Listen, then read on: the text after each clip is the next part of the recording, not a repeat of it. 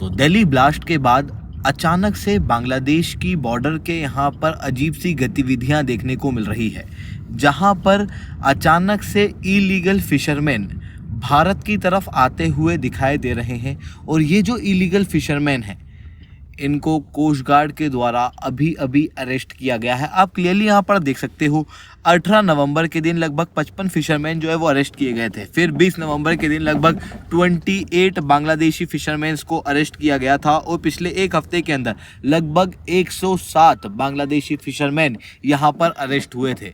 अचानक से ये जो आंकड़ों में बदलाव हो रहा है, लगातार फिशरमैन का आना भारत की तरफ बढ़ रहा है, ये एक बड़े सिक्योरिटी थ्रेट को दर्शाता है। बेसिकली ये एक फिशरमैन मिलिशिया टेक्निक है जो कि चाइना यूज़ करता है फिलीपींस और वियतनाम के खिलाफ। और आप सब जानते हो कि चाइना के रिलेशन बहुत अच्छे हैं बांग्लादेश के साथ। ऐसी कंडीशन में बांग्लादेश भी अब यही स्ट्रेटजी फॉलो कर रहा है under the leadership of China, जब से मोहम्मद यूनुस पावर में आए हैं। और दिल्ली ब्लास्ट के बाद इस तरीके की गतिविधियां बढ़ती हुई दिखाई दे रही हैं। और आप सब लोग जानते हो 6 दिसंबर की धमकी भारत को मिली हुई है। ऐसी कंडीशन में ये जो ट्रेंड है, ये अपने आप में बहुत चौंका देने वाला और ख़तरनाक है। कैसे है, इसे मैं शुभेंद्र चौहान डिटेल में आप लोगों के साथ में चर्चा करूँगा। बट आप लोग मेरे साथ में शुभेंद्र_सिंह15 इंस्टाग्राम चैनल के ऊपर जुड़ सकते हो। मेरी अपडेट्स आप लोगों को और रेगुलरली वहां पर मिलेंगी। इसके अलावा मंथली करंट अफेयर्स की magazine, previous year question, prelims के मॉक टेस्ट, एनसीईआरटी के नोट्स की समरी, इंडिया ईयर बुक की summary free of cost download करना है। नीचे डिस्क्रिप्शन के अंदर मैंने लिंक दी है, वहाँ से आप लोग डाउनलोड कर सकते हो। इसके अलावा इस नंबर पर आप लोग कॉन्टैक्ट कर सकते हो, जिसके जरिए आप अनअकैडमी के ऑफलाइन प्लेटफॉर्म पर जुड़ पाओगे। अनअकैडमी अब केवल ऑनलाइन ही रहा है, अनअकैडमी ऑफलाइन भी आ चुका है ऑलरेडी। दिल्ली के मुखर्जी नगर, करोल बाग के अंदर, प्रयागराज के सिविल लाइन्स के अंदर और मध्य प्रदेश के अंदर इंदौर में हमारे सेंटर्स खोले जा चुके हैं। आप जुड़ना चाहते हो तो इस नंबर पर डायरेक्टली कांटेक्ट कर सकते हो। चलिए दोस्तों, अब समझने का प्रयास करते हैं यहाँ पे क्या हुआ है। आप सब जानते हो यहाँ पे बांग्लादेश और भारत के बीच में 4000 किलोमीटर की एक पोरस बॉर्डर है, जो कि बंगाल और आसाम से मेजरली शेयर होती है। और बांग्लादेश से सालों से इलीगल इन्फिल्ट्रेशन भारत की तरफ बढ़ रहा था। अब भारत ने बॉर्डर के ऊपर सिक्योरिटी जो है वो बढ़ाना शुरू कर दी है, जिसके बाद में अब बॉर्डर के ऊपर फेंसिंग लगना जो है वो शुरू हो चुकी है। और इसी बीच में एक बड़ा डेवलपमेंट हो रहा है। एक तरफ तो दिल्ली के अंदर ब्लास्ट हुआ और दिल्ली के ब्लास्ट के बाद अब बांग्लादेश से भारत की तरफ आने वाले फिशरमैन ज़्यादा बढ़ते जा रहे हैं, जिसको मेजॉरिटी रूप से एक जोग्राफिकल एंगल दिया जा रहा है बांग्लादेश के द्वारा कहा जा रहा है कि अभी ठंड का मौसम है और ठंड के मौसम में जो मछलियां हैं वो भारत की तरफ जाती हैं। इस कारण से जो फिशरमैन हैं वो मछली पकड़ते पकड़ते भारत वाले क्षेत्र के अंदर एंटर कर रहे हैं। बट रियलिटी कुछ और है। अगर हम लोग यहाँ पर थोड़ा सा डीप जाके चीज़ों को समझें तो यहाँ पर चाइना वाला एंगल बहुत इंपॉर्टेंट हो जाता है। देखो, जब मोहम्मद यूनुस की सरकार आई है, तब से बांग्लादेश और चाइना के बीच में जो ब्रोमांस है वो लगातार बढ़ता हुआ दिखाई दे रहा है। और इसी ब्रोमांस के बीच में आपको नज़र डालनी होगी चाइना की फिशिंग मिलिशिया स्ट्रैटेजी पे, जो कि चाइना साउथ चाइना सी में फिलीपींस और वियतनाम के खिलाफ फॉलो करता है। इस टेक्निक के अंदर क्या होता है, फिशरमैन जो कि वेल ट्रेंड होते हैं, इवन कई बार ये पैरामिलिट्री के ऑफिसर्स होते हैं, ये एक नॉर्मल कमर्शियल फिशरमैन बन के समुद्र में उतरते हैं और वहाँ पर जाके मैपिंग करते हैं, अंडर वाटर चीज़ों को देखते हैं, जो दुश्मन हैं उनके पेट्रोलिंग रास्तों को और उनके टाइमिंग्स को देखा जाता है, उनके अंदर क्या गैप है उनको भी आइडेंटिफाई किया जाता है। और फिर उसके बाद में कहाँ पर डिफेंस के इंस्टॉलेशन दुश्मन ने किए हुए हैं, इन सारी चीज़ों के ऊपर नज़र रखी जाती है। और इन सारी चीज़ों के ऊपर नज़र रखने के बाद में जब भी दुश्मन के साथ युद्ध होता है, उस समय पर इस इंटेलिजेंस का प्रयोग किया जाता है। इवन कई बार कुछ रीजन के ऊपर क्लेम करने के लिए भी ये किया जाता है। जैसे आप चाइना के अंदर देख सकते हो, जैसे साउथ चाइना सी के अंदर इन्होंने कई सारे छोटे छोटे आइलैंड समूह को बना दिया। अब उनके ऊपर कंट्रोल जो है वो घोषित कर रहे हैं और धीरे धीरे करके ये पूरे साउथ चाइना सी के ऊपर मांग कर रहे हैं। ठीक इसी तरीके से बांग्लादेश के अंदर चाइना के पास में ऑलरेडी लार्जेस्ट पोर्ट है और इवन कोस्टल इंफ्रास्ट्रक्चर भी आज के समय पे चाइना के कंट्रोल में है।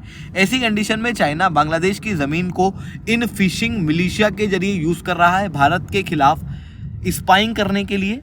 इवन ऐसा भी हो सकता है कि देखो, आने वाले समय में बांग्लादेश और भारत के बीच में कई सारे छोटे छोटे आइलैंड्स हैं। इन आइलैंड के ऊपर कोई भी इंसान नहीं रहता, तो आने वाले समय में उन आइलैंड्स को रीडेवलप करके बांग्लादेश के और भारत के बीच में चाइना नई टेरिटरीज अपने नाम पे घोषित करना शुरू कर सकता है अपने लोगों को बसा के। ये उसी की एक शुरुआत हो सकती है, क्योंकि ऐसा नहीं है चाइना ये चीज़ पहली बार कर रहा है। चाइना ऑलरेडी साउथ चाइना सी के अंदर इस तरीके की चीज़ें कर चुका है, जो कि वियतनाम, इंडोनेशिया और पूरे विश्व ने देखी थी। ऐसी कंडीशन में भारत को यहाँ पर नजर रखना बहुत ज़्यादा आवश्यक है। इतना ही नहीं दोस्तों, एक और तरफ इसका एंगल में आपके लिए लेके आना चाहता हूँ। देखो, अभी अभी आप लोगों ने देखा होगा कि खुद पाकिस्तान के अंदर लश्कर तैयबा के कमांडर के द्वारा घोषित किया गया था कि बांग्लादेश एक नया टेरर हब है, जहां पर बांग्लादेश के अंदर से कई सारे आतंकवादी संगठनों को अब ऑपरेट किया जा रहा है, खास रूप से नॉर्थ ईस्ट के अंदर इनस्टेबिलिटी को बढ़ावा देने के लिए। और यही बात शेख हसीना के बेटे के द्वारा भी रिवील की गई थी कि लश्कर तैयबा ISI के कई सारे कैंप जो है वो इस रीजन के अंदर हैं। ऐसी कंडीशन के अंदर इन फिशरमैन के ही मुखौटों के अंदर हो सकता है कुछ आतंकवादियों को भारत के अंदर घुसाने का प्रयास यहाँ पर किया जा रहा हो। इवन आप सब लोग जानते हो, दिल्ली ब्लास्ट केस के अंदर भी बांग्लादेश का डायरेक्ट हाथ था, और जो इस्लामिस्ट एक्टिविटी है वो बांग्लादेश के अंदर लगातार तेजी से बढ़ रही है। ऐसी कंडीशन के अंदर यहाँ से भी एक नया खतरा उभर के आता हुआ दिखाई देता है। इसके अलावा जो तीसरा एंगल है वो ये है कि आप अगर बांग्लादेश के इस रीजन को देखोगे तो इस रीजन के अंदर आपको ये सागर दिखाई देगा, और आपको यहाँ पर जॉयनगर दिखाई देगा।